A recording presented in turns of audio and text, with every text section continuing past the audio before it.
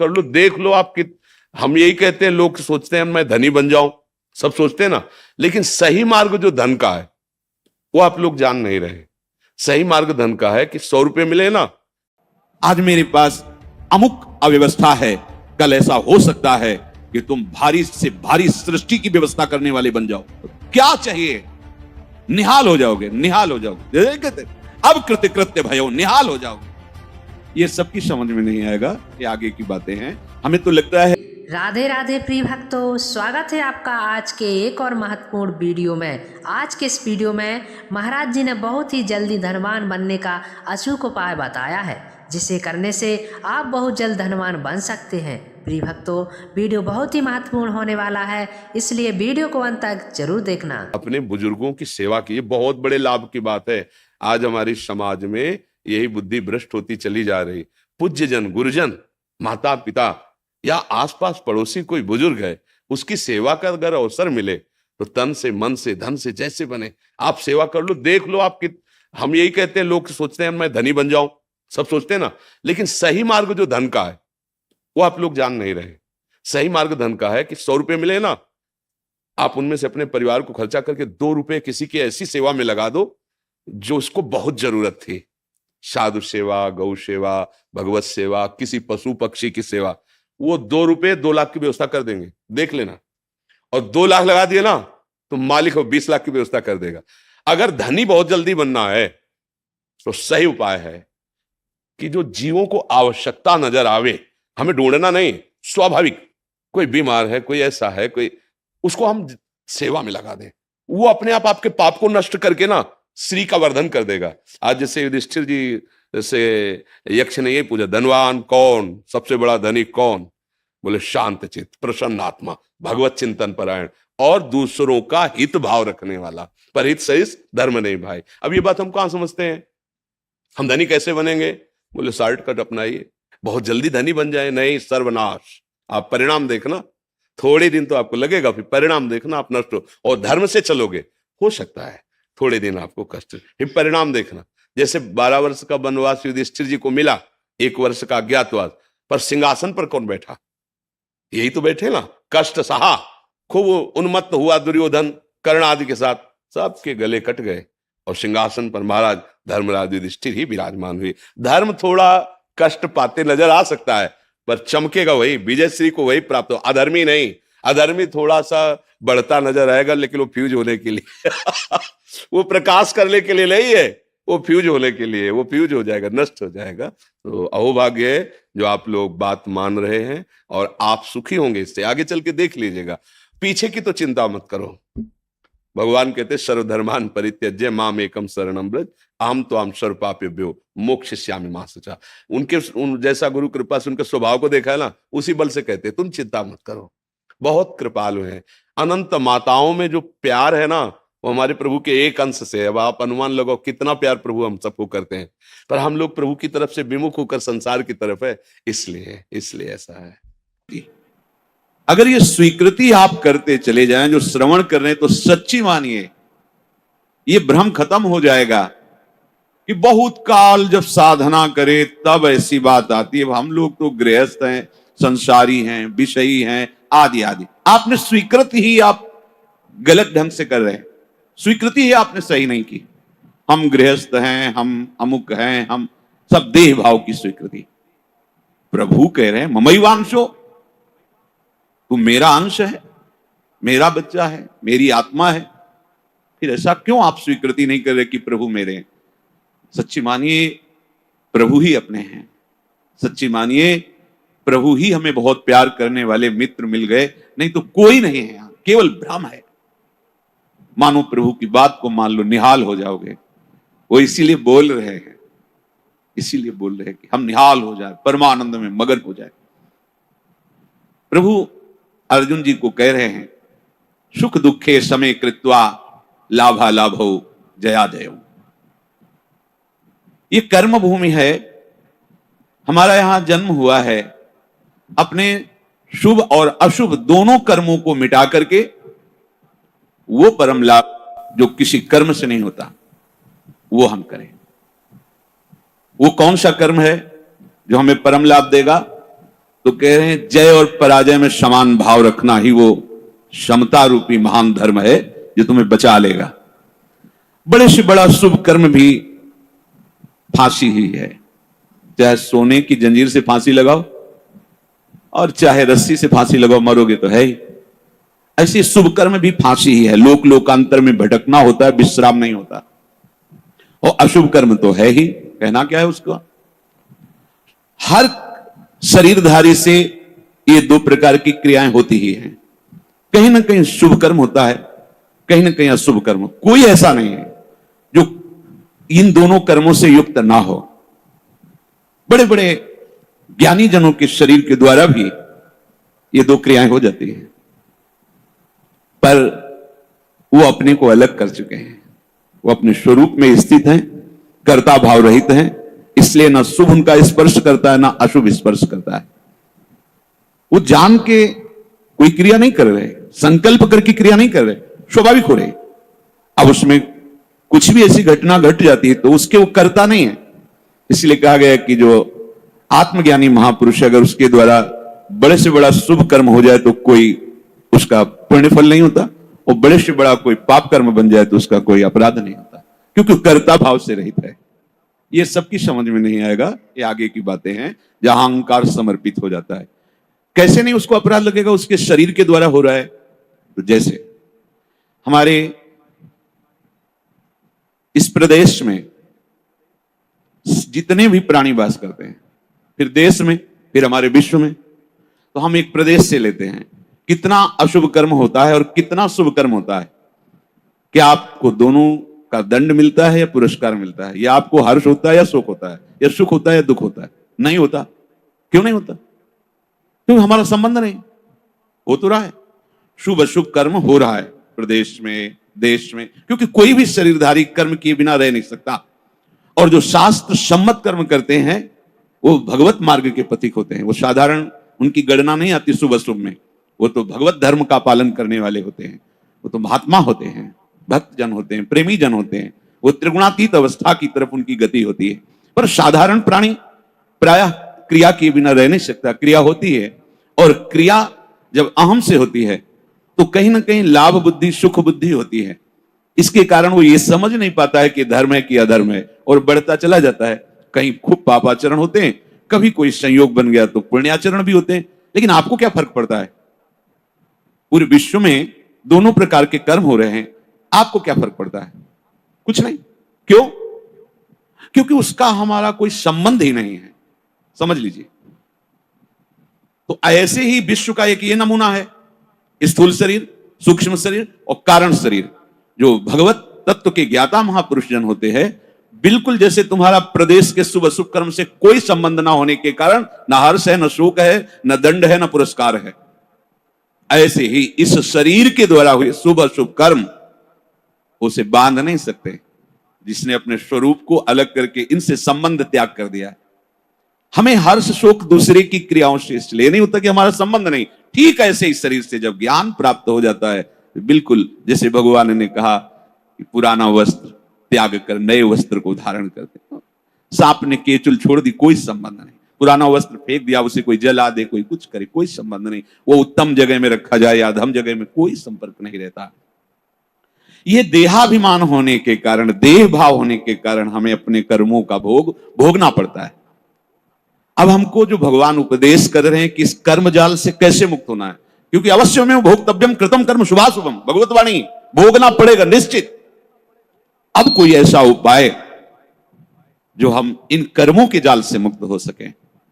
भगवान कह रहे हैं कि जो भी आपके द्वारा हो रहा है, पहली बात तो जो कर्म हो रहा है वो प्रमाणित होना चाहिए, गुरुजनों के द्वारा शास्त्र सम्मत। मनमानी आचरणों की यहां चर्चा नहीं। यहां जो है तस्मात् शास्त्रम प्रमाणम थे। आपका कोई भी कार्य बिना प्रमाण वाला नहीं होना चाहिए, मनमानी नहीं होना चाहिए। उसका प्रमाण किसी संत ने कहा है, आचार्य ने कहा है, गुरुदेव ने कहा है, भक्तों ने ऐसा कहा है, ऐसा हमारे बुजुर्गों ने कहा है, यह प्रमाणित होना चाहिए। अब उस कर्म का अनुष्ठान करते समय हमारे हृदय में लाभ की विशेष आकांक्षा होती है, उस कर्म की सफलता की विशेष आकांक्षा होती है। अगर आप प्रभु की इस वाणी को नहीं मानेंगे तो बहुत धोखा हो जाएगा हमसे, बहुत गलती हो जाएगी। जैसे जिसको लगता हो कि ये सुख दुख समय कृत्वा लाभा लाभो जया जय, ये तो केवल विरक्तों के लिए भगवान कह रहे हैं, ऐसा नहीं। देखो सबको लाभ इसमें है। एक विद्यार्थी है, वो विद्या अध्ययन करता है पास होने के लिए, पूरा प्रयास करता है, किसी कारणों से, खेल में ज्यादा बुद्धि होने से, प्रमाद बुद्धि होने से, या प्रयासरत है उतना मानसिक प्रबलता ना होने से चूक हो गई, उत्तर नहीं दे पाया और परीक्षा में फेल हो गया। अब ये सूत्र उसको पता नहीं है, न घर वालों को पता है। अब उसे बोलते हैं कि इतना रुपया लगाया, इतनी फीस भरी और तू फेल हो गया, मानसिक उसके ऊपर दबाव डालते हैं।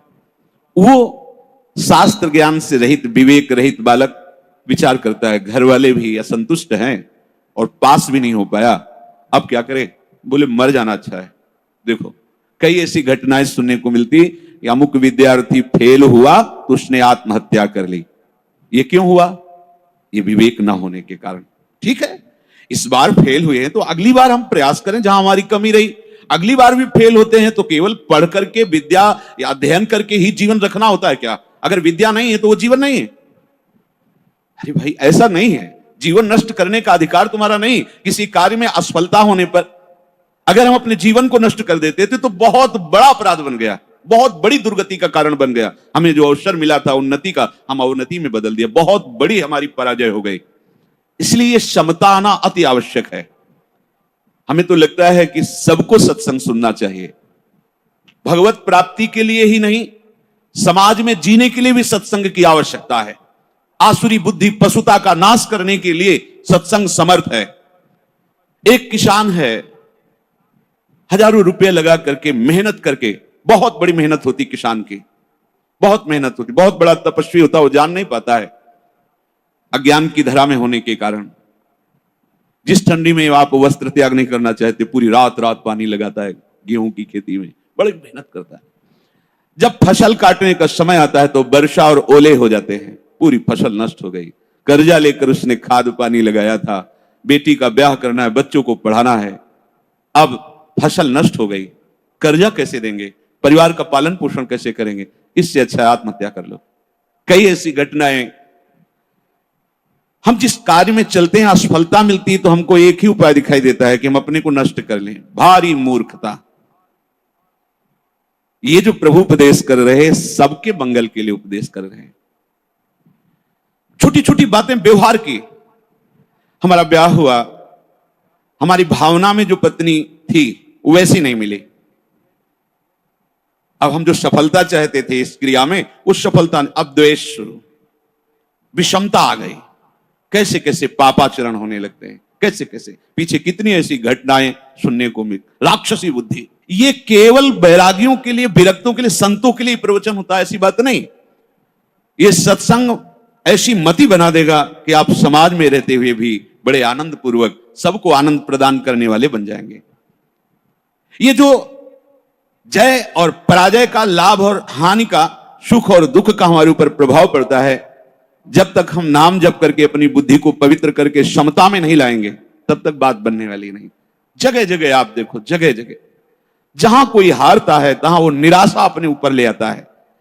हारना जीत का एक संकेत है। ऐसा मत समझो कि हारना पतन का संकेत है, नहीं।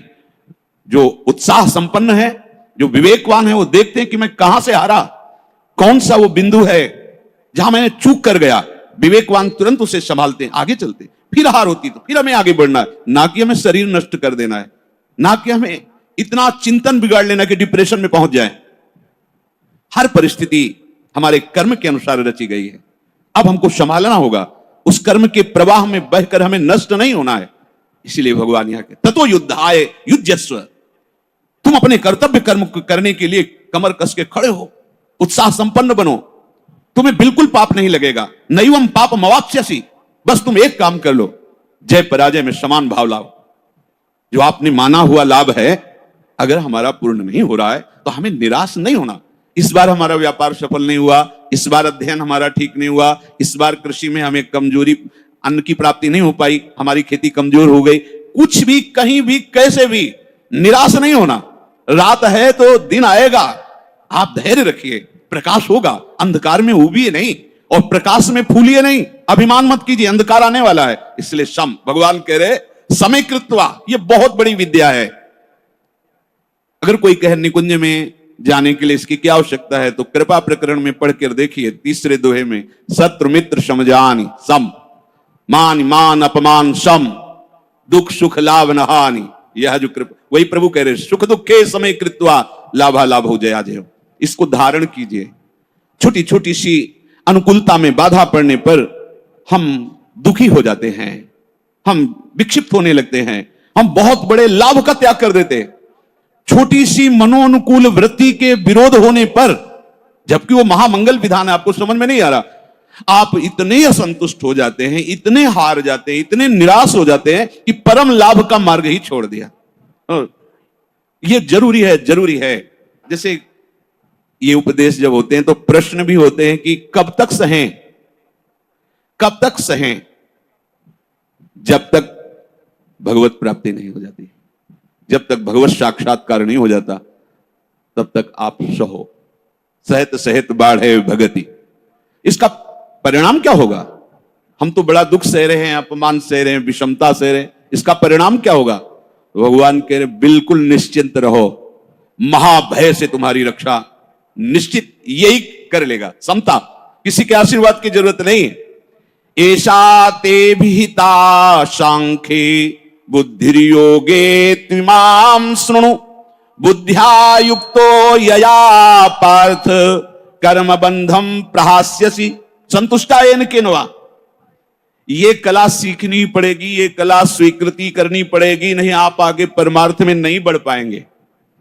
हर तरह से अपने को प्रसन्न रखने की चेष्टा रखो, विवेक के द्वारा, किसी वस्तु व्यक्ति स्थान के द्वारा प्रसन्न करने की नहीं, आंतरिक विवेक के द्वारा, बाह्य कोई साधन नहीं। इसके लिए कैसी भी परिस्थिति हो, यदि आपने प्रभु को स्वीकार किया है तो आप प्रसन्न रह सकते हो, क्योंकि हमारे प्रभु विद्या के समुद्र हैं, ज्ञान के समुद्र हैं, प्रेम के समुद्र हैं, ईश्वरी के। क्या चाहिए?